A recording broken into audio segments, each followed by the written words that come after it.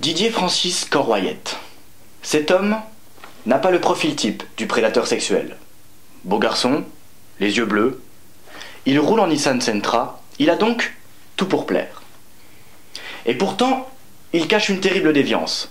Depuis sa plus tendre enfance, Didier Francis est obsédé par les femmes ayant des taches de naissance en forme de Jean-Pierre Pernaut, d'où son surnom, le violeur du Trésor. Souvenez-vous, dans la nuit du 7 au 10 février 2003, aux alentours de 2h14 précise, Didier Francis commet l'irréparable. À la sortie du Dirty Gag Club de Chambreuse en Maroilles, il séquestre, viole et trie le courrier de Virginie Bouillasson dans une benne à ordures. Virginie vient d'obtenir son CAP Bac Pro Vente. Ce soir-là pour elle, tout bascule.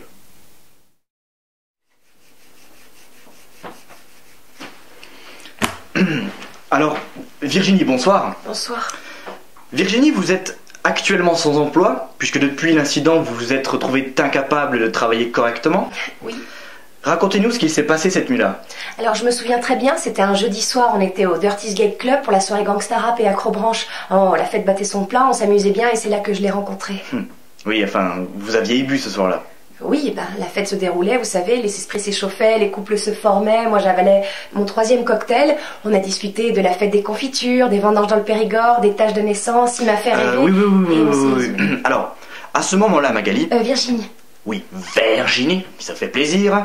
À ce moment-là, Virginie, vous ne vous doutez pas d'un seul instant être devant le violeur le plus recherché de France, ou au moins de Meurthe-et-Moselle? Non, vous savez, il avait l'air si gentil, il m'a même offert un verre. Alors moi je me suis pas méfiée une minute, il m'a même demandé la recette de la tarticlette, c'est une recette que j'ai inventée, c'est un mélange... On s'en fout.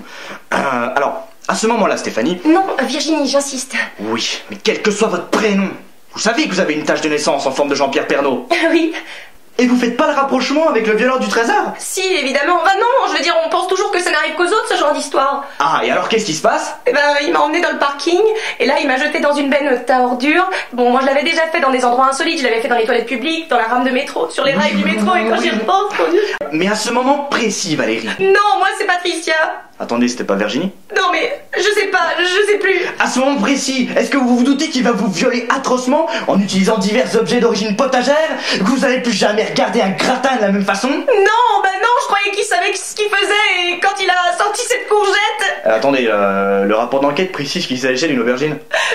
Pardon, vous savez, la violence des actes, il m'avait arraché tous mes vêtements. Non mais essayez de vous concentrer un petit peu, s'il vous plaît. Oui, vous savez, c'était le rapport de prix de chez Armani. Attendez, Armani, là. Le rapport d'enquête précise que ça venait de chez Camailleux, votre truc. Non mais attendez, on est où, là? Oh, hé, Anne-Marie, là. On essaie de charger la mule? On veut se faire indemniser sur le dos du contribuable? Mais je sais plus, moi. Oui, bien sûr, c'est bien pratique, ça, l'amnésie. Alors si Françoise Sagan veut bien faire un petit peu preuve de bonne foi, est-ce qu'au moins vous savez ce qui vous passe par la tête à ce moment-là? Bizarrement, c'était le générique de Happy Days. Sunday, Monday, happy days. Merci.